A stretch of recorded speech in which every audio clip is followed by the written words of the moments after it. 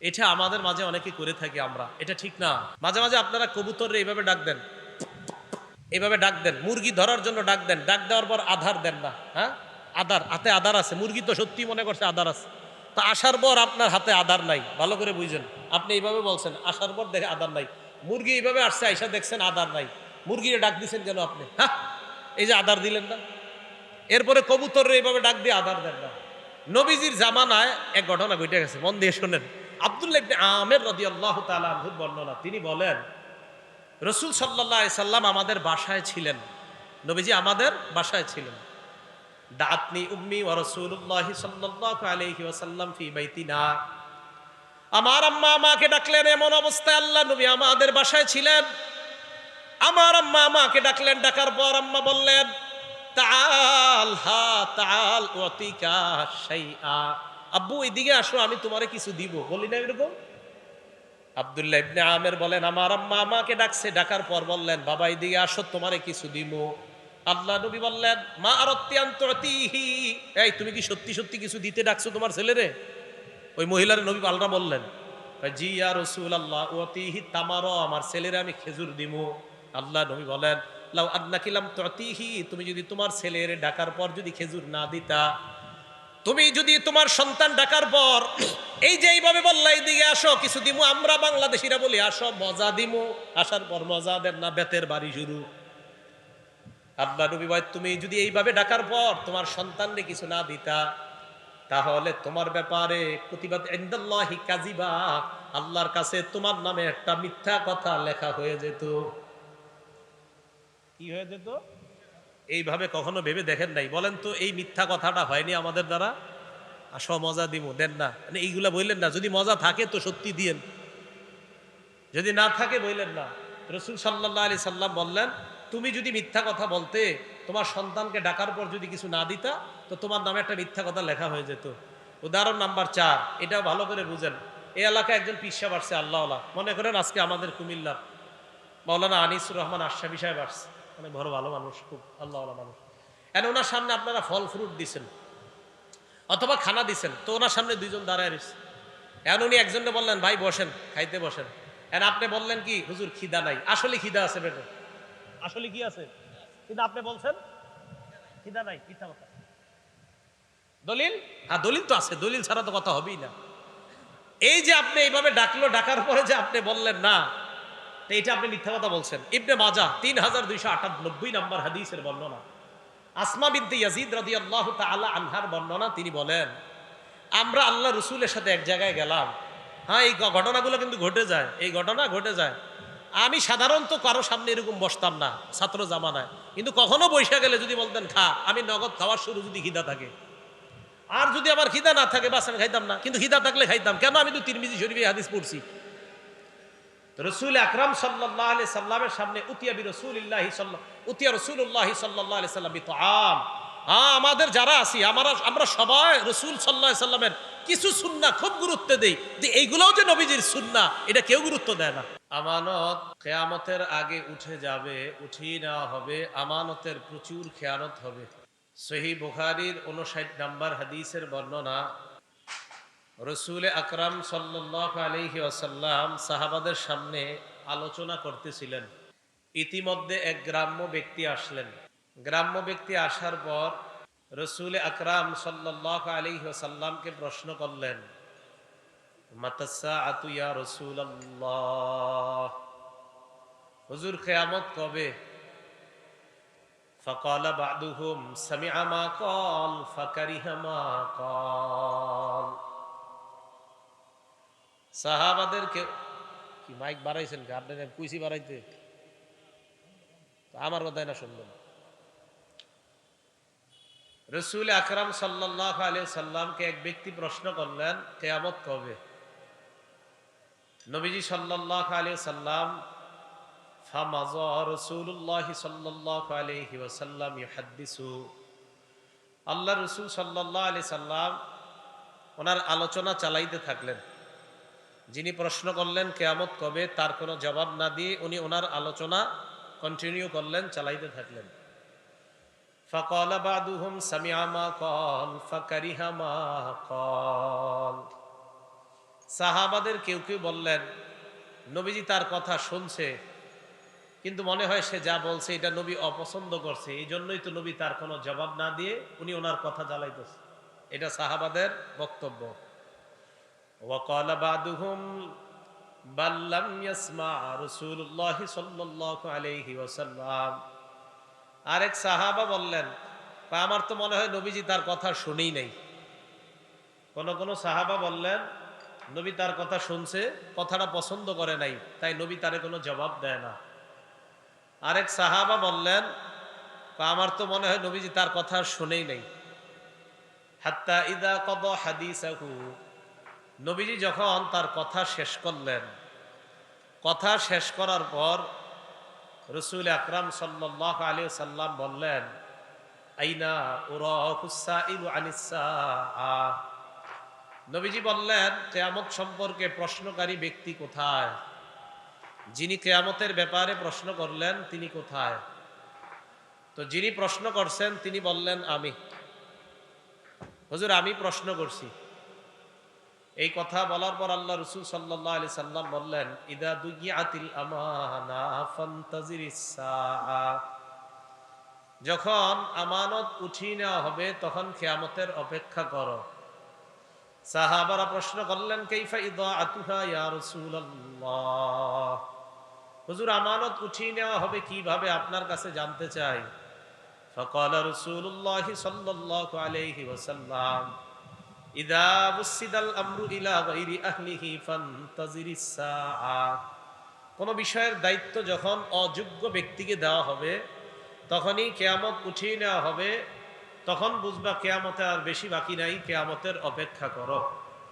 তাহলে কোনো বিষয়ের দায়িত্ব অযোগ্য ব্যক্তিকে দেওয়া, এর মানে হলো আমানত উঠিয়ে নেওয়া, আর আমানত উঠিয়ে নেওয়া মানে হলো কিয়ামতের অপেক্ষা করা। অথচ আল্লাহ আদেশ করেছেন আমানত যথাযথভাবে যেন আদায় করা হয়। আল্লাহ আমাদের সকলকে আমানত যারা পাওনা, এই পাওনাদারদের হকগুলো আমরা যথাযথভাবে যেন আদায় করতে পারি, আল্লাহ তৌফিক দান করেন। আমানত ৮ প্রকার। বলেন, আমানত সাধারণত মৌলিকভাবে কয় প্রকার? ৮ প্রকার। ১ নাম্বার, আল আমানাতু ফিল ইবাদাহ। ইবাদতের ক্ষেত্রে আমানত। ইবাদতের ক্ষেত্রে আমানত হলো যথাযথভাবে ইবাদত করা, এটা হলো ইবাদতের ক্ষেত্রে আমানত। ইবাদত করতে গিয়ে আপনি অন্যদিকে তাকিয়ে থাকা, অন্যান্য কাজ করা, এটা আমানতের খেয়ানত। যেমন আপনি নামাজে দাঁড়ায় আকাশের দিকে তাকান আর এদিক সেদিক তাকান, এটা আমানতের খেয়ানত। নাসাই শরীফের বর্ণনা, ক্বালা রাসূলুল্লাহ সাল্লাল্লাহু আলাইহি ওয়াসাল্লাম, আল্লাহ নবী বলেন, এমন একদল মানুষ যারা নামাজের মধ্যে দাঁড়ায়, নবীজি বলেন, লা ইয়ানতাহিয়ান্না আকওয়ামুন আন রাফি আবসারিহিম ইলাস সামা আও লা তুখতাফান্না আবসারুহুম। আল্লাহ রসুল বলেন, একদল মানুষ নামাজে দাঁড়াইলে এদিক সেদিক তাকায় না। আল্লাহ নবী বলেন, তারা যেন তাদের নজরগুলো আকাশ থেকে তাড়াতাড়ি ফিরায় নিচের দিকে নেয়। নামাজের মধ্যে এদিক সেদিক যারা তাকায়, নবী কয় তাড়াতাড়ি চোখগুলা যেন সেখান থেকে ফিরায়। আও লা তুখতাফান্না আবসারুহুম, অন্যথায় তাদের চোখগুলা উঠিয়ে নেওয়া হবে, চোখ নিয়ে যেতে পারে আল্লাহ তাআলা যদি এইভাবে চোখ খালি এদিক সেদিক করে। তাহলে নামাজের মধ্যে যথাযথভাবে নামাজ না পড়া, এটা আমানতের খেয়ানত। যথাযথভাবে নামাজ পড়া, এটা হলো আমানত। রাসূল আকরাম সাল্লাল্লাহু আলাইহি সাল্লামকে জিবরিল আমিন প্রশ্ন করলেন, মাল ইহসানু ইয়া রাসূলুল্লাহ। হুজুর, ইহসান কি জিনিস আপনার কাছে জানতে চাই। ফাকালা রাসূলুল্লাহ সাল্লাল্লাহু আলাইহি ওয়াসাল্লাম, আন তা'বুদাল্লাহা কাআন্নাকা তারাহ। ইহসান হলো তুমি আল্লাহর ইবাদত এমন ভাবে করা যেন তুমি সরাসরি আল্লাহকে দেখতে পাও। ফাইন লাম তাকুন তারাহু ফাইন্নাহু ইয়ারাক, যদিও তুমি আল্লাহকে দেখতে না পাও, আল্লাহ তোমাকে দেখতে পায়।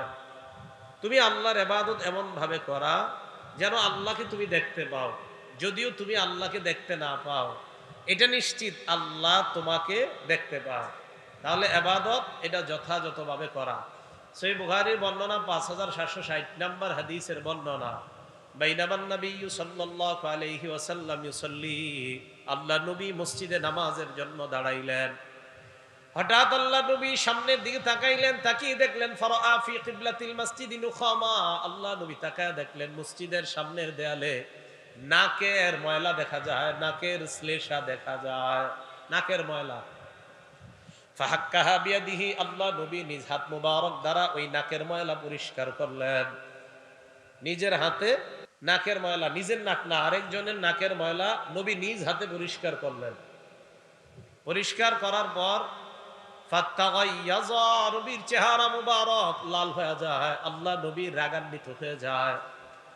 সাহাবাদেরকে বললেন, শোনো তোমরা, ইদা কানা আহাদুকুম ফিস সালাত, তোমাদের কেউ যখন নামাজের মধ্যে থাকো, ফাইন্নাল্লাহা হিয়ালা ওয়াজহিহি, মনে রাখবা তোমার চেহারার সামনে আল্লাহ থাকেন। নামাজে যখন থাকো সামনে কে থাকেন? আল্লাহ।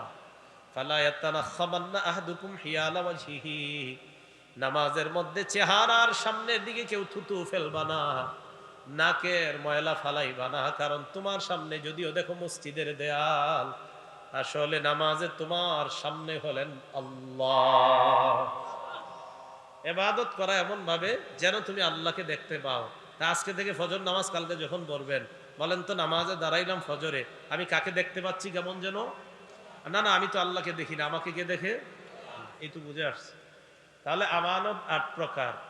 ১ নাম্বার আল আমানাতু ফিল ইবাদা, ইবাদতের ক্ষেত্রে আমানত, মানে যথাযথভাবে যেই ইবাদত করা দরকার ওইভাবে ইবাদতটা করার নাম হলোই আমানত, আর ইবাদতটা ওইভাবে না করার নাম আমানতের খেয়ানত। ২ নাম্বার আল আমানাতু ফি হিফজিল জাওয়ারিহি, এই অঙ্গ প্রত্যঙ্গগুলোকে গুনাহ থেকে বাঁচিয়ে রাখা হলো আমানত, আর এই অঙ্গ প্রত্যঙ্গ দিয়ে গুনাহ করা এটা হলো খেয়ানত। বলেন তো অঙ্গ প্রত্যঙ্গগুলা গুনাহ থেকে বাঁচানোর নাম কি? বাঁচানোর নাম কি? আমানত। আর এইগুলা দিয়ে গুনাহ করা এটার নাম কি? খেয়ানত। আল্লাহ পাক রব্বুল আলামিন বলেন, হাত্তা ইদা মা জাউহা শাহিদা আলাইহিম সামউহুম ওয়া আবসারুহুম ওয়া জুলুদুহুম বিমা কানু ইয়ামালুন। সূরা হামিম আস-সাজদা আয়াত নাম্বার ২০। আল্লাহ বলেন, হাত্তা ইদা মা জাউহা, আমরা যখন কিয়ামতের মাঠে যাব, আমাদেরকে আল্লাহ যখন উপস্থিত করবেন, শাহিদা আলাইহিম সামউহুম, আমার আপনার বিরুদ্ধে সাক্ষী দিবে আমার আপনার কান, ওয়া আবসারুহুম, আমার আপনার চোখ আমাদের বিরুদ্ধে সাক্ষী দিবে, ওয়া জুলুদুহুম, আমার আপনার চামড়া আমাদের বিরুদ্ধে সাক্ষী দিবে আমরা যে গুনাহ করলাম। এবার আমার আপনার বিরুদ্ধে চামড়া সাক্ষী দেওয়ার পর আমি আপনি চামড়াকে প্রশ্ন করব, ক্বালু লিজুলুদিহিম লিমা শাহিদতুম আলাইনা, চামড়াকে প্রশ্ন করবে, ও চামড়া আমাদের বিরুদ্ধে কেন সাক্ষী দিলা? চামড়ারা জবাব দিবে, আনতাকানাল্লাহুল্লাযী আনতাকা কুল্লা শাই, এই চামড়া জবাব দিবে, আমি চামড়াকে আজকে কথা বলিয়েছেন ওই আল্লাহ, যে আল্লাহ চাইলে সব কিছুকে কথা বলাইতে পারেন। চামড়া যখন সাক্ষী দিবে, সূরা হামিম আস-সাজদার ২০ নম্বর আয়াত আর ২১। জালিসুনা ইয়া রাসূলুল্লাহ, রাস্তাঘাটে কথা বলা ছাড়া আমাদের কোনো উপায় নাই, আমরা ধর্মীয় আলোচনাগুলো রাস্তার মধ্যেই করে থাকি। আল্লাহ নবী বললেন, ফাইন আবাইতুম ইল্লাল মাজালিস, রাস্তায় যদি বসতেই হয়, ফাআতুত তারিকা হাক্কা, রাস্তার হক আদায় করবা। সাহাবারা প্রশ্ন করলেন, ওয়া মা হাক্কুত তারিক ইয়া রাসূলুল্লাহ, রাস্তার হক আপনার কাছে জানতে চাই, রাস্তার হক আবার কি? আল্লাহ নবী বললেন, রাস্তার হক হলো ৫টা। বলেন রাস্তার হক কয়টা? ১ নাম্বার গদ্দুল বাসার, নজর নিচে রাখা, ১ নাম্বার এটা হলো রাস্তার হক। চোখ নিচে রাখা, এটা কিসের হক? ২ নাম্বার কাফুল আযা, কষ্টদায়ক বস্তু সরায়া দেওয়া, এটা রাস্তার হক। ৩ নাম্বার রদ্দুস সালাম, সালামের জবাব দেওয়া। ৪ নাম্বার আমরুন বিল মারুফ, নেক কাজের আদেশ করা। ৫ নাম্বার নাহয়ুন আনিল মুনকার, অসৎ কাজ থেকে নিষেধ করা। ১ নাম্বার চোখকে নিচের দিকে রাখা, এটা রাস্তার হক। বলেন চোখ নিচে রাখা কিসের হক? রাস্তার হক। আর ২ নাম্বার কষ্টদায়ক বস্তু সরায় দেওয়া, এটাও রাস্তার হক। দেখেন আপনি রাস্তা দিয়ে হাঁটতেছেন, কষ্টদায়ক একটা ইট দেখলেন, চক্কা ইট পুরা রয়েছে, একটা কাটা, একটা সুই, একটা কলার সিল্কা পরে আছে, এটা আপনি সরায়া নিলেন এই নিয়তে আমার কোনো মুসলমান ভাইয়ের পায়ের মধ্যে এই ইটের টুকরাটা লাগতে পারে, আমার কোনো মুসলমান ভাইয়ের পায়ে এই কাটা বিদ্ধ হতে পারে, আমার কোনো মুসলমান ভাইয়ের পায়ে এই সুইটা লাগতে পারে, এই নিয়ত কইরা আপনি ওই রাস্তা থেকে কষ্টদায়ক বস্তু সরায়া দিলেন। সহিহ বুখারীর 52 নম্বর হাদিসের বর্ণনা, রসুল আকরাম সাল্লাল্লাহু আলাইহি সাল্লাম বলেন, বাইনামা রাজুলুন ইয়ামশি বিতরিকিন ওয়াজাদা হুসনা শাওকিন আলাত তরিক, আমার কোন উম্মত রাস্তা দিয়ে হাঁটতেছে, হাঁটার সময় রাস্তায় কষ্টদায়ক একটা বস্তু পাইছে, কাটা, হাদিসে আসছে কাটা, ওয়াজাদা হুসনা শাওকিন আলাত তরিক, একটা কাটা ডাল, গাছের ডাল, এই ডালের মধ্যে কাটাযুক্ত ডাল এরকম একটা পাইছে, পাটার পর ওইটা পাওয়ার পর ওই কাটাযুক্ত ডালটাকে সরায়া দিছে, এর দ্বারা উদ্দেশ্য কষ্টদায়ক যত বস্তু সরায়া দেওয়া। আল্লাহ রসুল বলেন কেউ যদি এই কাজটা করে শাকারাল্লাহু লাহ, ওই মুহূর্তে আল্লাহ তার উপর সন্তুষ্ট হয়ে যায়, ওয়া গফারা লাহ, তার আগের সব গুনাহগুলো আল্লাহ মাফ করে দেয়। বলেন রাস্তার হক কয়টা? এক নাম্বার কি? হেফাজত করা। বলেন আমানত কয় প্রকার? হ্যাঁ, এক নাম্বার ইবাদতের ক্ষেত্রে আমানত, দুই নাম্বার অঙ্গ প্রত্যঙ্গ গুলা হেফাজত করা, এটাও আমানত। অঙ্গের মধ্যে একটা অঙ্গের নাম জবান, আর একটা হাত, এই দুইটা অঙ্গকে কোনো মুসলমানকে কষ্ট দেওয়া থেকে বিরত রাখা। ক্বালা রাসূলুল্লাহ সাল্লাল্লাহু আলাইহি ওয়াসাল্লাম, আল মুসলিমু মান সালিমাল মুসলিমুনা মিন লিসানিহি ওয়া ইয়াদি, নবীজি বলেন প্রকৃত মুসলমান ওই ব্যক্তি যেই ব্যক্তির হাত এবং জবান থেকে, এই হাত এবং জবান থেকে অন্য মুসলমান নিরাপদ, মানে হাতের কষ্ট দেওয়া এবং জবানের কষ্ট দেওয়া, এই দুই জিনিসের কষ্ট দেওয়া থেকে অন্য মুসলমান যদি নিরাপদ হয়ে যায়, আল্লাহ নবী বলেন আমি তোমাকে দুনিয়ার প্রকৃত মুসলমান বলে ঘোষণা করলাম। তাহলে এই অঙ্গ প্রত্যঙ্গ গুলা কষ্টদায়ক বস্তু থেকে তো আপনি হেফাজত নিজেকেও করবেন, আপনার দ্বারা যেন অন্য কেউ কষ্ট না পায়, এই আপনার হাত আর জবান, এই দুইটা জিনিসকে আপনি হেফাজত করবেন। কোনো মুসলমান ভাইকে আপনি কষ্ট দিবেন না, হাত দিয়েও কষ্ট দিবেন না, মুখ দিয়েও কষ্ট দিবেন না। মুসলিম শরীফের বর্ণনা, আমাদের মাদ্রাসার পাঠ্যপুস্তক অনুযায়ী 2564 নাম্বার হাদিসের বর্ণনা, এই হাদিসের মধ্যে আসছে ক্বালা রাসূলুল্লাহ সাল্লাল্লাহু আলাইহি ওয়াসাল্লাম, আল্লাহ নবী বলেন লা তাহাসাদু, পরস্পর তোমরা হিংসা করবা না, ওয়ালা তানাজাসু, পরস্পর তোমরা ধোঁকাবাজি করবা না। ধোঁকা দেওয়া হারাম, কোন মুসলমানকে ধোঁকা দেওয়া, তাকে কষ্ট দেওয়া, এটা হারাম, এটা করা যাবে না। 3 নাম্বার ওয়ালা তাবাগজু, তোমরা বিদ্বেষ পোষণ করবা না। 4 নাম্বার ওয়ালা তাদাবারু, কোন মুসলমানের ক্ষতি করার জন্য আড়ালে শত্রুতা করবা না। সামনাসামনি বড় ভালো মধু মাখা কথা বলে, দই খাওয়ায়, মিষ্টি খাওয়ায়, চা খাওয়ায়, তলে তলে তাকে দেখতে পারে না এমন মানুষ সমাজে আছে না নাই? এটা করা যাবে না। আর ওয়ালা ইয়াবি বাদুকুম আলা বাই'i বাদিন, এক ভাই ক্রয় বিক্রয় করতেছে, তুমি ওই ভাইয়ের ক্রয় বিক্রয়ের উপর তুমি ক্রয় বিক্রয় করবা না। আমি আর উনি লেনদেন করতেছি, ভাই এই এটা দিবেন, তুমি বললেন হ্যাঁ দিব, কত টাকা? তো উনি বললেন 100 টাকা, আমি বললাম 90 টাকা দিবেন, উনি রাজি হয়ে গেছে, উনি 90 টাকা আমাকে দিবে এই জিনিসটা। তো দেওয়ার সময় আরেকজন পাশ দিয়ে কয় ভাই আমি এটা 120 টাকা দিব। কয় টাকা? 120 টাকা দিব। উনি আমার কয় কি ভাই আপনি এক কাজ করেন, একটু বাজারটা ঘুরে আসেন, পরে দিই। আমার আর ওনার কিন্তু চুক্তি হয়ে গেছিল, এখন হঠাৎ আমারে কয় কি বাজার ঘুরে আসেন, বিসমিল্লাহ, আল্লাহুম্মা লাকাল হামদু ওয়া লাকাশ শুকরু। এখন এই যে আমার আর ওনার ব্যবসার চুক্তি চলতেছে, এর মাঝে আপনার আরেকজন আইসা কবে আমি এটা দিব। রসুল বলেন এটা করা যাবে না, এটা নিষেধ। আমাদের সমাজে আরেকটা কাজ হয় মানুষকে কষ্ট দেওয়ার, এটাও নিষেধ। ওয়ালা ইয়াখতিব বাদুকুম আলা খিতবাতি আখিহি, এক ভাইয়ের বিয়ের প্রস্তাবের উপর তোমরা বিয়ের প্রস্তাব দিবা না, এটাও অন্যায়। বিয়ের প্রস্তাব দিছে এক মেয়েরে, দেওয়ার পর মেয়েটাকে বিয়ে করবে, ছেলে মেয়ের পুরা পরিবার, উভয় পরিবারের মধ্যে মোটামুটি কথা পাকাপাকি। এই মুহূর্তে একজন ঘটক আইসা কয় আপনার মেয়ের বিয়ে ঠিক হয়েছে শুনলাম। কয় হ্যাঁ। ছেলে কি করে? কয় বেতন মোটামুটি 80-90 হাজার টাকা ছেলের, দিয়ে মেয়েটাকে ভালো জায়গায়। কয় আপনার 80-90 দিয়ে দিবেন, আমি ইতালির একটা ছেলের ব্যাপারে জানি, বেতন পায় 14 লাখ, আপনি যদি চান মেয়েটারে ওখানে দিতে পারি। রাসূল সাল্লাল্লাহু আলাইহি সাল্লাম এটা নিষেধ করছেন। কেন? তাদের মাঝে না বিয়ের কথাবার্তা চলতেছে, তো এটা আপনি কেন করলেন? এটা নিষেধ। হাদিসের শেষে রাসূল সাল্লাল্লাহু আলাইহি সাল্লাম বলেন বিহাসবি ইমরিইন মিনাশ শাররি আইয়াহকিরা আখাহুল মুসলিম, কোন মুসলমান এই মুসলমান ভাইকে আপনি কষ্ট দেওয়া, আপনি খারাপ মানুষ হওয়ার জন্য এতটুকুই যথেষ্ট। একটা মুসলমান ভাইকে আপনি তুচ্ছ তাচ্ছিল্য করা, কোনো মুসলমানকে সামান্য কোনো বিষয়ে তুচ্ছ করা, এতটুকুই খারাপ হওয়ার জন্য আপনি যথেষ্ট। তো কোনো মুসলমানকে এই জাতীয় কর্মের মাধ্যমেও কষ্ট দেওয়া যাবে না। তো এই কর্মগুলা হয়তো মুখ দিয়ে হবে, না হয় হাত দিয়ে হবে, না হয় আপনার পক্ষ থেকে কোনোভাবে হবে। তো এই অঙ্গ প্রত্যঙ্গগুলা হেফাজত করার নাম হলো আমানত, আর অঙ্গ প্রত্যঙ্গগুলা গুনাহের কাজে ব্যয় করার নাম হলো খেয়ানত। আমানত ৮ প্রকার। ২ নাম্বার, অঙ্গ প্রত্যঙ্গগুলা গুনাহের কাজে খরচ করার নাম খেয়ানত। ৩ নাম্বার, আল আমানাতু ফিল ওয়াদাই, কেউ কিছু রাখলে, আপনার কাছে আমানত রাখলে, এই গচ্ছিত মাল এটা যথাযথভাবে আপনার কাছে রাইখা এটা পৌঁছিয়ে দেওয়ার নাম হলো আমানত। সহিহ বুখারীর ৩৩ নম্বর হাদিস, ক্বালা রাসূলুল্লাহ সাল্লাল্লাহু আলাইহি ওয়াসাল্লাম, আল্লাহ নবী বলেন, আয়াতুল মুনাফিকি সালাস, নবীজি বলেন মুনাফিকের আলামত হলো ৩টা। বলেন জোরে, কয়টা?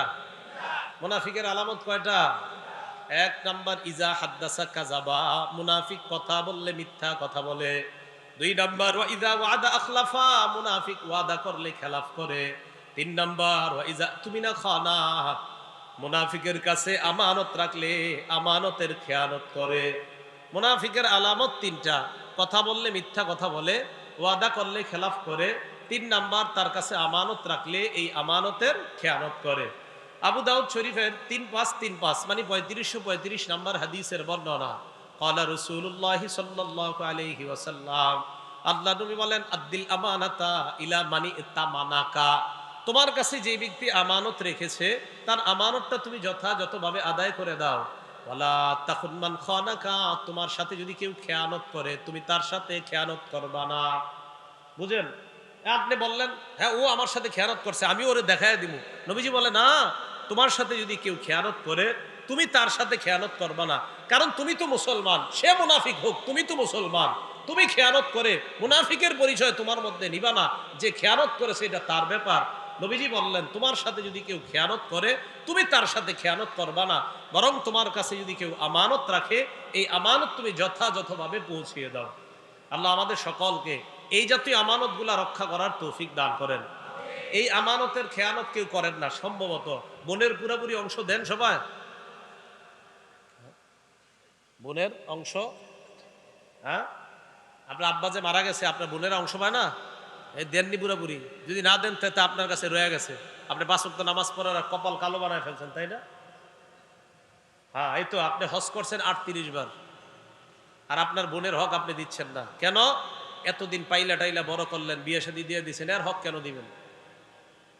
এইগুলা বলে। আর বোনেরও এমন আজীব, এই হক নিয়ে যাওয়ার পরে ভাইয়ের বাসায় আর আসবো কিভাবে, মানে এইগুলা চিন্তা চেতনা এদের মাঝে, মানে এমন কেন হবে, মানে এটা তো উনি পাও না, সে পাও না। আপনাদের ভাই বোনের সম্পর্ক তো থাকবে, এটা যে যারটা পাওনা, পাওনা দিয়ে দেওয়া। এই আমানত আপনার যাদের কাছে আছে, আপনাদের কাছে, আপনারা অনেক হজ করছেন, হ্যাঁ, জাহান্নামে যাওয়ার জন্য আপনি নিশ্চিত প্রস্তুত থাকেন। যদি কারো হক মেরে থাকেন, হক কিন্তু আদায় করেন তাড়াতাড়ি, না হয় বিপদে পড়বেন। আমি সত্যি বলছি, বিপদে পড়বেন। আল্লাহ আমাদের সকলকে এই আমানতগুলা যারা পাওনাদার তাদেরকে পাওনা বুঝিয়ে দিয়ে আল্লাহ যেন মৃত্যুর আগে এই পাওনাগুলা বুঝিয়ে দেওয়ার তৌফিক দান করেন। এটা গচ্ছিত সম্পদ। ৪ নাম্বার, আল আমানাতু ফিল আমাল, যারা শ্রমিক আছেন, আপনারা যে কাজ করেন এই কাজ আপনার কাছে আমানত। আপনি আপনার মালিকের সাথে বেঈমানি করা আমানতের খেয়ানত। যারা শ্রমিক আছেন, এই শ্রমিক যে কাজ করেন এই শ্রম দেওয়া আমানত। আপনার মালিকের সাথে আপনি ওয়াদাবদ্ধ হয়েছেন ৫ ঘন্টা কাজ করবেন, আপনি ইচ্ছাকৃতভাবে আধা ঘন্টা কম কাজ করা, এটা আমানতের খেয়ানত। এটা ওনাকে জানাইতে হবে, যদি না জানান আপনি আমানতের খেয়ানত করলেন। কথা কি বুঝে আসছে? এটা ৪ নাম্বার, আল আমানাতু ফিল আমাল, শ্রম দেওয়া। এই শ্রম দেওয়ার ক্ষেত্রে যদি কেউ অন্যায়ভাবে উল্টা পাল্টা করে এটা আমানতের খেয়ানত। সকালবেলা আপনার অফিস ১০টা থেকে, আপনি জানেন ঢাকা শহর জ্যামের কথা, এরপরেও আপনি রওনা করছেন ৯:৩০, অফিস ১০টায়, রওনা করছেন ৯:৩০, ঢাকা শহর ৯:৩০ রওনা করা মানে আধা ঘন্টা রাস্তা, সামনে যাইলে আধা ঘন্টা গেলে আপনার অফিস। তবে ৯:৩০ রওনা করা মানে ১১টার আগে বুঝতে না পারা। এখন আপনার বস আপনারে ফোন দিছে, কই আছো তুমি? কারণ আপনি বললেন, স্যার এই তো মানে কই, আসলে আপনি আছেন এখনো বনুশ্রী, আপনি বলতেছেন মোয়াখালী ক্রস করছি। মিথ্যা কথা। এই যে আপনি এটা, হ্যাঁ এটা আপনি শ্রম, আপনি তো ওনার কাছে এই যে কি এই সময় তো আপনার কাছে উনি পাও না, আপনি কেন মিথ্যা কথা বলবেন? এটা আমানতের খেয়ানত। আমি হক কথা এটা বলতেই হবে। আপনি এটা সত্যি আপনি অন্যায় করছেন। আপনি তা আপনি কেন দেরি করে রওনা করছেন? আর আপনি এত দূরে বাসা নিছেন কেন? আপনি যেই বাসা থেকে আপনার যাইতে মিথ্যা কথা বলা হবে 14টা, আপনি কাছে বাসা নিতে পারেন না? শ্রম দেওয়ার ক্ষেত্রে এই জাতীয় কাজ করা এটা আমানতের খেয়ানত। এগুলো 4 নাম্বার। 5 নাম্বার আল আমানাতু ফিল বাই'i ওয়াশ শিরা, ক্রয় বিক্রয়ের ক্ষেত্রে আমানত। ক্রেতা বিক্রেতার সাথে সত্য কথা বলা এটা আমানত। বিক্রেতা ক্রেতাকে কোনোভাবে ধোঁকাবাজি করার চেষ্টা না করা এটা হলো আমানত। ক্রয় বিক্রয় করার ক্ষেত্রে আমানতদারিতা রক্ষা করা। আপেল কিনলেন আপনি একজনের কাছ থেকে, আপেল যিনি বিক্রি করলেন 1 কেজি আপেল দেওয়ার সময়, এবার আপেলটা যখন দিবে দেওয়ার সময় আস্তে একটা আপেল নিচে রেখা দিয়ে আপনাকে একটা কম দিয়া দেয়। আপনি তো দেখছেন এই জায়গায় 1 কেজি উঠছে, আস্তে এই পাশ থেকে একটা রেখা দিছে, তাহলে আপনি 1 কেজি হইলো না একটা কম হইলো? খেয়ানত করছেন। আপনার ছেলেকে হাফেজ বানাইতেছেন এই টাকা দিয়া। হ্যাঁ, ও আপেল দোকানদার ভাই, ছেলেরা হাফেজ বানাইতেছেন। কবরে যাওয়ার জন্য তৈরি হন, আর এটা হাফেজ হবেও না। আপনি কি করতেছেন? এটা আমানতের খেয়ানত। এই ক্রয় বিক্রয়ের ক্ষেত্রে এই জাতীয় করা 5 নাম্বার। 6 নাম্বার আল আমানাতু ফি হিফজিল আসরার, কথা গোপন করা এটাও আমানত। আপনারে একজন একটা কথা বলছে, বলছে এটা কাউরে বইলো না, আপনি বইলা দিছেন, এটা আমানতের খেয়ানত করছেন। এরকম এক জাতীয় ঘটনা ঘটে গেছে নবীজির জামানায়। আল্লাহ পাক রব্বুল আলামিন সূরা তাহরিমের 4 নাম্বার আয়াত 3 নাম্বার আয়াতে আল্লাহ বলেন, ওয়াইদ আসাররান নাবিয়্যু ইলা বাদি আজওয়াজিহি হাদিসা। স্মরণ করুন ওই সময়কে যখন মুহাম্মদ সাল্লাল্লাহু আলাইহি সাল্লাম তার কোনো এক বিবির কাছে কিছু কথা বলছে গোপনে। কথা বলার পরে বলছে, তুমি এই কথাটা কাউরে বইলো না। উনি কি করছে? বইলা দিস। আল্লাহ নবী যখন তার বিবিকে বললেন, কি ব্যাপার, তুমি কেন কথাটা বললা? আমি না তোমাকে বললাম এই কথাটা কাউকে বলবা না। আল্লাহ বলেন, ফালাম্মা নাব্বাআত বিহি ওয়া আযহারাহুল্লাহু আলাইহি। আল্লাহ নবীর বিবিকে আল্লাহ নবী বলছিলেন কথাটা কাউকে বলবা না। উনি কি করছেন? নাব্বাআত বিহি, বইলা দিছে আরেকজনকে। ওয়া আযহারাহুল্লাহু আলাইহি, আল্লাহ পাক রব্বুল আলামিন নবীর কাছে ব্যাপারটা প্রকাশ করে দিছে। আপনি আপনার বিবিরে বলছেন না বলতে, আপনার বিবি বইলা দিস। তো রাসূল আকরাম সাল্লাল্লাহু আলাইহি সাল্লাম আম্মাজানকে ডাক দিয়ে বললেন, ফালাম্মা নাব্বাআহা বিহি, আম্মাজানকে বললেন, কি ব্যাপার, তুমি এটা বললা কেন? নবীজি যখন আম্মাজানকে ব্যাপারটা অবগত করলেন, তুমি কেন এমন কথা বলে দিলা যেই কথাটা আমি তোমাকে বলতে নিষেধ করলাম? আম্মাজান জবাব দেয়, মান আম্বাআকা হাযা, আপনাকে কে বলছে আমি যে কথাটা বইলা দিছি? আপনি কেমনে জানছেন? নবীজি তার এক বিবিরে একটা কথা বলছে, তুমি কথাটা গোপন রাখো। উনি আরেকজনকে বইলা দিছে, আল্লাহ নবীজির জানাই দিছে। নবীজি এসে ওনার বিবিকে বলতেছে, আচ্ছা তুমি এটা কেন বললা? তো ওনার বিবি কয়, মান আম্বাআকা হাযা, আপনারা কে বলছে আমি যে বইলা দিছি? নবীজি জবাব দিলেন, নাব্বাআনি আল আলিমুল খবীর, আল্লাহ আমাকে জানা দিছে। আল আমানাতু ফি হিফজিল আসরার, গোপন কথা হেফাজত করা এটা আমানত। কেউ যদি আপনাকে বলে, বিশ্বাস করে একটা কথা বলার পর যদি বলে এটা বইল না, এটা আমানত। শেখ সাদী রহমতুল্লাহ আলাইহি বলছে, মানুষের স্বভাব হলো তুমি যদি তারে কিছু বইল না, সে এটা বেশি বলবে। হ্যাঁ, এটা বেশি বলবে। 7 নাম্বার আল মাসউলিয়াতু আমানত, দায়িত্ব এটা একটা আমানত। মাদ্রাসার মুতামিম সাহেব তার দায়িত্ব এটা আমানত, মসজিদের ইমাম তার দায়িত্ব এটা আমানত, মুয়াজ্জিনের তার দায়িত্ব এটা আমানত, ঘরের বাবা মা আপনাদের দায়িত্ব আমানত। সহিহ বুখারীর 893 নাম্বার হাদিসের বর্ণনা, ক্বালা রাসূলুল্লাহ সাল্লাল্লাহু আলাইহি ওয়াসাল্লাম, আল্লাহ নবী বলেন, কুল্লুকুম রাঈন ওয়া কুল্লুকুম মাসউলুন আন রাইয়াতিহি, তোমরা সবাই দায়িত্বশীল, তোমাদের প্রত্যেককে তার দায়িত্বের ব্যাপারে জিজ্ঞাসা করা হবে। আমাকে আপনাকে আমাদের সবাইকে নবীজি বললেন, তোমরা সবাই দায়িত্বশীল, প্রত্যেককে তার দায়িত্বের ব্যাপারে জিজ্ঞাসা করা হবে। সহিহ বুখারীর 893 নাম্বার হাদিসের বর্ণনা। এরপর আল্লাহ নবী বলেন, আল ইমামু রাঈন ওয়া মাসউলুন আন রাইয়াতিহি, শাসক যিনি হবেন তিনি দায়িত্বশীল, তাকে তার অধীনস্থ যে প্রজা আছে তাদের ব্যাপারে জিজ্ঞাসা করা হবে। ওয়ার রাজুলু রাঈন ফি আহলি বাইতিহি, কোন ব্যক্তি তার ঘরের যে সদস্যরা আছে তাদের দায়িত্বশীল হলো বাবা। আপনার ছেলে মেয়ে, আপনার বিবি, তারা আপনার অধীনস্থে আছে, তাদের দায়িত্বশীল আপনি।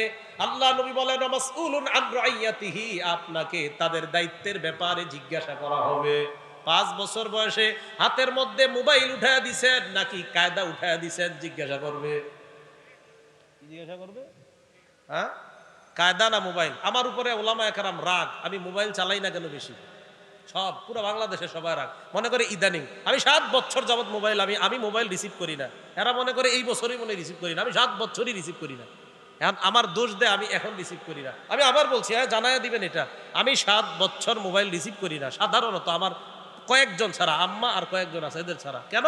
এই মোবাইল বেশ কম চালানোর কারণে আমি কি ফায়দা পাইতেছি সেটা আমি জানি। পরিবারের পুরা আদেশ, আমার ঘরের নিয়ম, বাস বাচ্চাদের সামনে তো মোবাইল প্রশ্নই আসে না।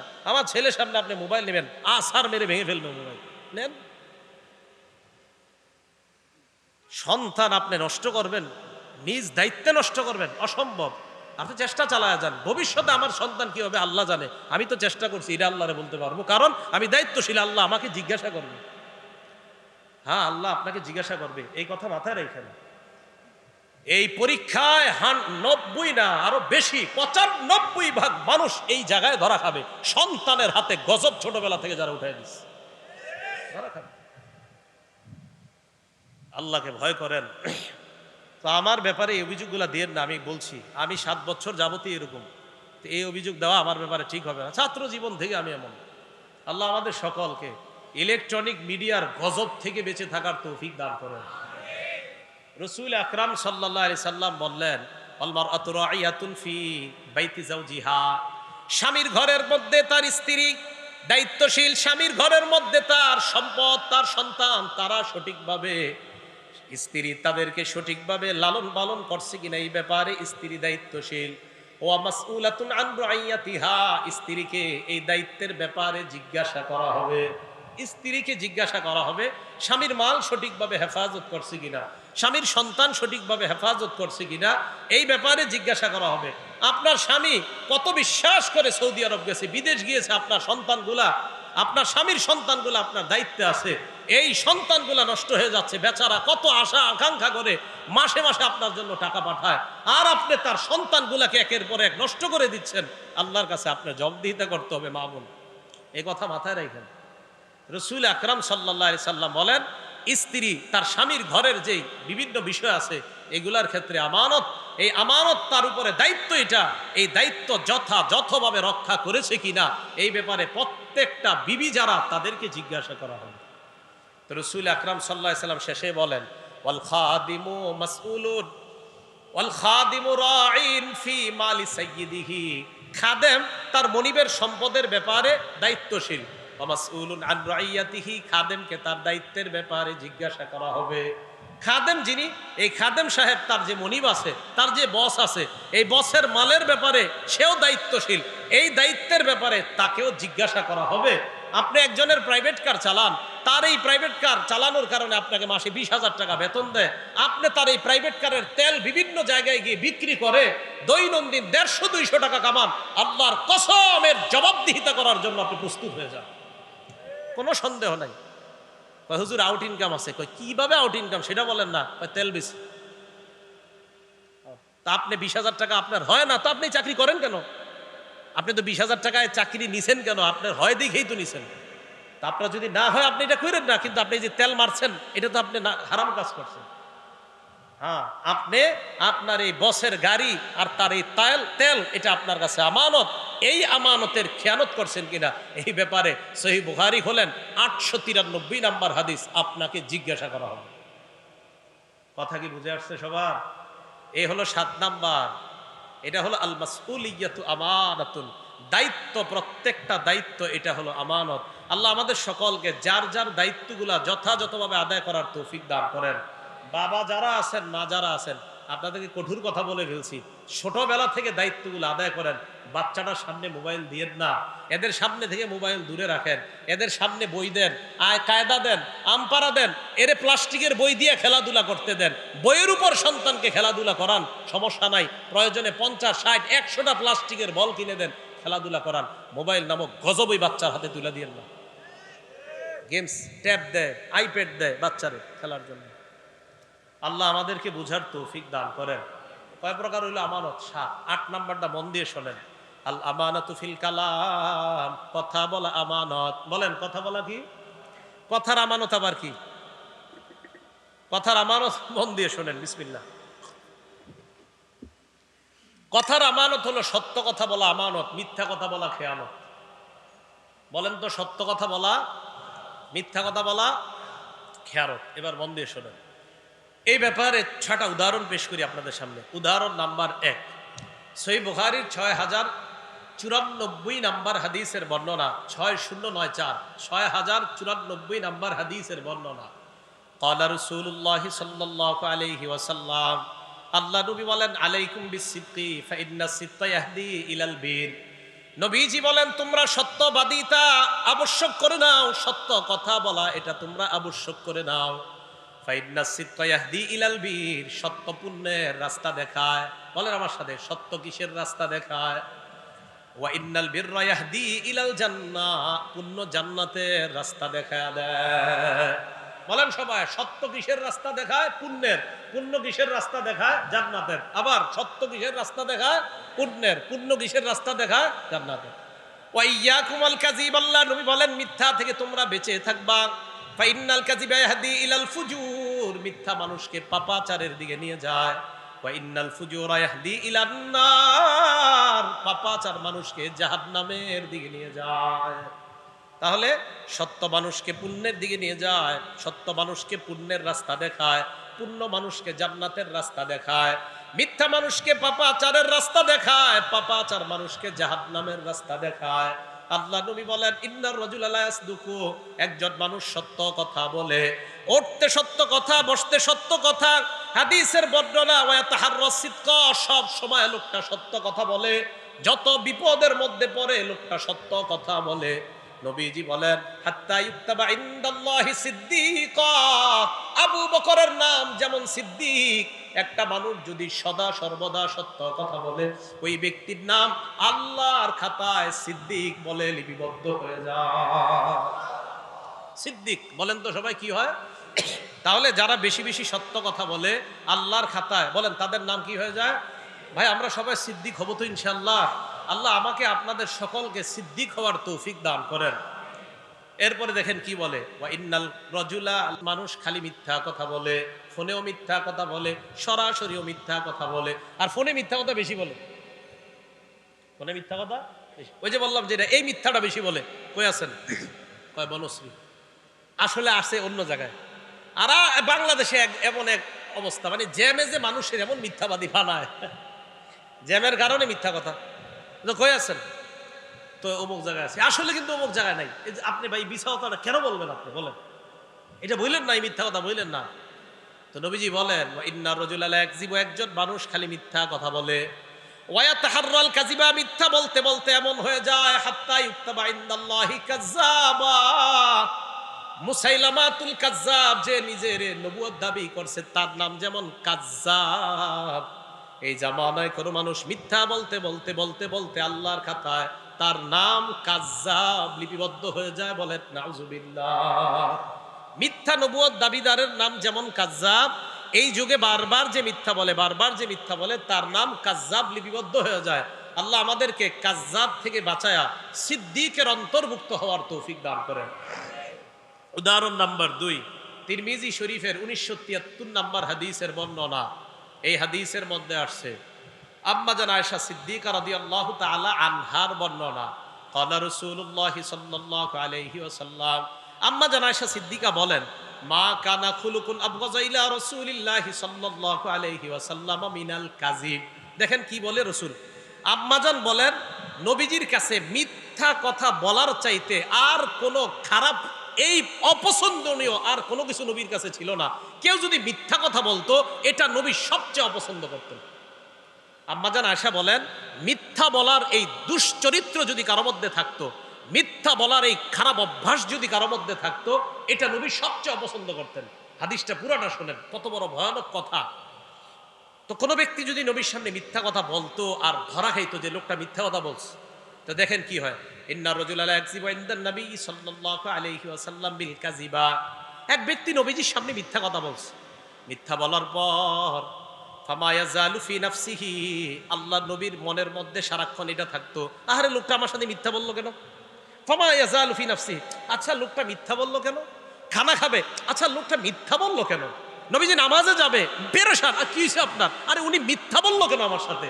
রসুল ধর্মীয় কোনো কাজ করবে, আরে আপনি পেরেশান কেন? আরে মিথ্যা বললো কেন আমার সাথে? মিথ্যা সইতেই পারতেন না রসুল।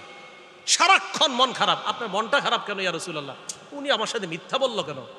আমি আর কিভাবে বুঝাবো আপনাদেরকে? তো রসুল সাল্লাল্লাহু আলাইহি সাল্লাম বলেন, আম্মাজান বলেন, ফামা ইয়াজালু ফি নাফসিহি, এই কথাই খালি রাখতো সারাক্ষণ, আচ্ছা উনি মিথ্যা বললো কেন আমার সাথে? হাত্তা ইয়ালামা আন্নাহু কদ আহদাসা মিনহা তাওবা, যদি আল্লাহ নবী জানতেন ওই লোকটা তওবা করছে, এই তওবা করার ব্যাপারে জানার আগ পর্যন্ত আল্লাহ নবীর পেরেশানি কাটতো না। ওই লোক তওবা করার পর পেরেশানি কাটতো। একটা লোক মিথ্যা বলছে, মনে করেন 3 দিন তওবা করে না, এখনো নবী জানতে পারছে যে এখনো তওবা করে না, বাস পেরেশান পেরেশান পেরেশান। কি যে লোকটা মিথ্যা কথা কেন বললো? ভাই মিথ্যা কথা বলবো আমরা? না, মিথ্যা বলবো না, কারণ আমার নবী মিথ্যা বলা সবচেয়ে অপছন্দ করতেন। আল্লাহ আমাদের সকলকে এই মুখের এই খেয়ানত থেকে বেঁচে থাকার তৌফিক দান করেন। উদাহরণ নাম্বার 3, 4991 নাম্বার হাদিস। এটা আমাদের মাঝে অনেকে করে থাকি আমরা, এটা ঠিক না। মাঝে মাঝে আপনারা কবুতর এইভাবে ডাক দেন, এইভাবে ডাক দেন, মুরগি ধরার জন্য ডাক দেন, ডাক দেওয়ার পর আধার দেন না। হ্যাঁ, আধার, হাতে আধার আছে, মুরগি তো সত্যি মনে করছে আধার আছে, তা আসার পর আপনার হাতে আধার নাই, ভালো করে বুঝেন। আপনি এইভাবে বলছেন, আসার পর দেখে আধার নাই। মুরগি এইভাবে আসছে, আইসা দেখছেন আধার নাই, মুরগিরে ডাক দিচ্ছেন কেন আপনি? হ্যাঁ, এই যে আধার দিলেন না। এরপরে কবুতর এইভাবে ডাক দিয়ে আধার দেন না। নবীজির জামানায় এক ঘটনা ঘটে গেছে, মন দিয়ে শোনেন। আব্দুল্লাহ ইবনে আমের রাদিয়াল্লাহু তাআলা আনহুর বর্ণনা, তিনি বলেন রাসূল সাল্লাল্লাহু আলাইহি সাল্লাম আমাদের বাসায় ছিলেন, নবীজি আমাদের বাসায় ছিলেন। দাআতনি উম্মি ওয়া রাসূলুল্লাহি সাল্লাল্লাহু আলাইহি ওয়াসাল্লাম ফি বাইতিনা, আমার আম্মা আমাকে ডাকলেন। এমন অবস্থায় আল্লাহ নবী আমাদের বাসায় ছিলেন।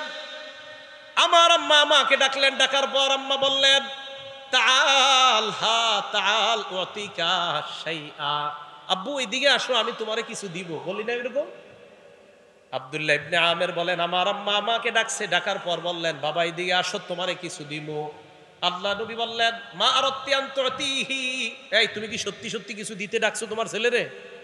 ওই মহিলার নবী পাল্টা বললেন, জি ইয়া রাসূলুল্লাহ উতিহি তামারা, আমার ছেলেরে আমি খেজুর দিব। আল্লাহ নবী বলেন, লাউ আন্নাকি লাম তুতিহি, তুমি যদি তোমার ছেলের ডাকার পর যদি খেজুর না দিতা, তুমি যদি তোমার সন্তান ডাকার পর এই যে এইভাবে বললা এইদিকে আসো কিছু দিমু, আমরা বাংলাদেশিরা বলি আসো মজা দিমু, আসার পর মজা দেন না, বেতের বাড়ি শুরু। আল্লাহ নবী বলেন, তুমি যদি এইভাবে ডাকার পর তোমার সন্তানকে কিছু না দিতা, তাহলে তোমার ব্যাপারে প্রতিবাদ ইনদাল্লাহি কাযিবা, আল্লাহর কাছে তোমার নামে একটা মিথ্যা কথা লেখা হয়ে যেত। কি হয়ে যেত? এইভাবে কখনো ভেবে দেখেন নাই? বলেন তো, এই মিথ্যা কথাটা হয়নি আমাদের দ্বারা? আসো মজা দিব, দেন না, মানে এইগুলা বললেন না। যদি মজা থাকে তো সত্যি দিয়েন, যদি না থাকে বললেন না। রাসূল সাল্লাল্লাহু আলাইহি সাল্লাম বললেন, তুমি যদি মিথ্যা কথা বলতে, তোমার সন্তানকে ডাকার পর যদি কিছু না দিতা, তো তোমার নামে একটা মিথ্যা কথা লেখা হয়ে যেত। উদাহরণ নাম্বার 4, এটাও ভালো করে বুঝেন। এই এলাকায় একজন পীর সাহেব আসছে, আল্লাহওয়ালা, মনে করেন আজকে আমাদের কুমিল্লার মাওলানা আনিসুর রহমান আশরাফি সাহেব আসছে, মানে বড় ভালো মানুষ, খুব আল্লাহওয়ালা মানুষ। এখন ওনার সামনে আপনারা ফল ফ্রুট দিছেন অথবা খানা দিছেন, তো ওনার সামনে 2 জন দাঁড়ায় রয়েছে। এখন উনি একজনকে বললেন, ভাই বসেন, খাইতে বসেন। এখন আপনি বললেন কি, হুজুর খিদা নাই। আসলে খিদা আছে পেটে, আসলে কি আছে, কিন্তু আপনি বলছেন খিদা নাই, মিথ্যা কথা। দলিল? হ্যাঁ দলিল তো আছে, দলিল ছাড়া তো কথা হবেই না।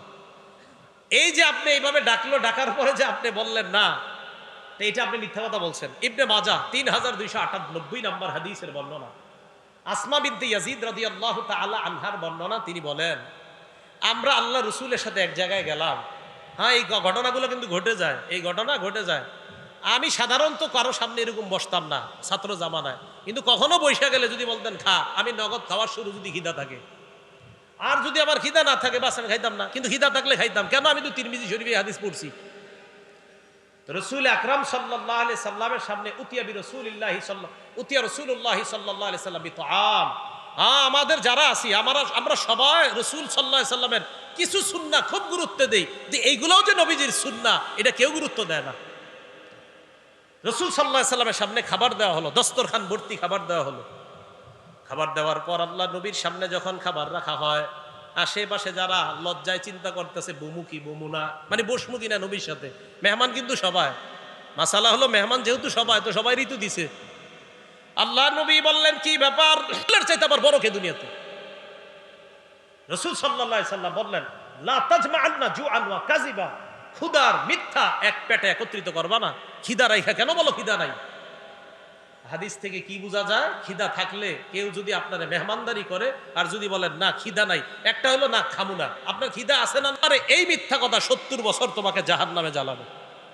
সহিহ বুখারীর বর্ণনা আসছে এই একটা মিথ্যা কথা দুনিয়ার পূর্ব পশ্চিম যত বড় জাহান্নামের গভীরে শিখ এই পরিমাণ তুমি যেতে পারো শুধু একটা আজাইরা মিথ্যা কথার কারণে। বলেন আমাদের দ্বারা এগুলো হয় কিনা? 4-5 জন বন্ধু একসাথে বসলে আরে এটা কথার কথা বললাম না, কথার কথা আর এরকম বললেন না। এই জন্য তো নবীজি নিষেধ করছেন, নাহা রাসূলুল্লাহ আন কিলা ওয়া ক্বাল। আল্লাহ রাসূল বলছে আমার উম্মতকে নিষেধ, এই উম্মত তোমাদেরকে নিষেধ, আন কিলা ওয়া ক্বাল, আজাইরা কথাবার্তা বেশি বইলো না, এটা রাসূল নিষেধ করেছেন। আন কিল ওয়া ক্বাল, রাসূল সাল্লাল্লাহু আলাইহি সাল্লাম নিষেধ করেছেন। আন কিলা ওয়া ক্বালা, অনর্থক কথাবার্তা বলতে নিষেধ করেছেন। মা বোনরা বন্ধু থেকে কথাগুলো শোনেন, স্কুলে যখন আপনারা বাচ্চাদেরকে দেন, দেওয়ার পর 4-5 জন মহিলা একসাথে বসার পর যদি ধর্মীয় কথা বলেন তো ভালো কথা, কিন্তু অনর্থক কথাগুলো যদি বলেন তো মনে রাখবেন মা আল্লাহ রসুল নিষেধ করেছেন, নাহা রাসূলুল্লাহ আন কিলা ওয়া ক্বাল, রসুল অনর্থক কথা বার্তা বলতে নিষেধ করেছেন। তাহলে অনর্থক মজলিসে আমরা বসবো না, অনর্থক কথাবার্তা বলবো না, শুনবো না। কথা কি বুঝে আসছে? একজন আপনাদের এলাকায় আসছে, আসার পর 4 জন বসছেন সামনে। একজন জিজ্ঞেস করতেছে আপনার ছেলে মেয়ে কয়জন? তো বলছে 2 জন। মনে করেন আমারই জিজ্ঞাসা করলেন ছেলে মেয়ে কয়জন? আমি বললাম আমার মেয়ে আছে একটা, ছেলে আছে একটা। বাকি 4 জন কিন্তু শুনছে। শোনার পরেও আবার আরেকজন কয় ছেলে মেয়ে কয়জন আপনার? এটা অনর্থক কথা। আপনারা শুনছেন? হ্যাঁ, এটা অনর্থক কথা। কেমন জানি লাগতেছে না? আমার প্রত্যেক কথার পিছনে দলিল আছে, ক্বাল আল্লাহ বা ক্বাল রাসূলুল্লাহ সাল্লাল্লাহু আলাইহি ওয়াসাল্লাম। উদাহরণ নাম্বার 6, এটা আমার বিরুদ্ধে আমি বলতেছি। আমরা যারা স্টেজে বৈশা মানুষকে মিথ্যা কথা বইলা হাসাই, আজকে ভালো করে হাদিস মনে রাখবেন। কি কথা বইলা হাসাই? মিথ্যা কথা। আর আপনারাও সারাদিন আলোচনা করেন, জানোস আজকে এমন একজনের দাওয়াত দেওয়া হয়েছে, হ্যাঁ 1/2 ঘন্টা খালি হাসাইব।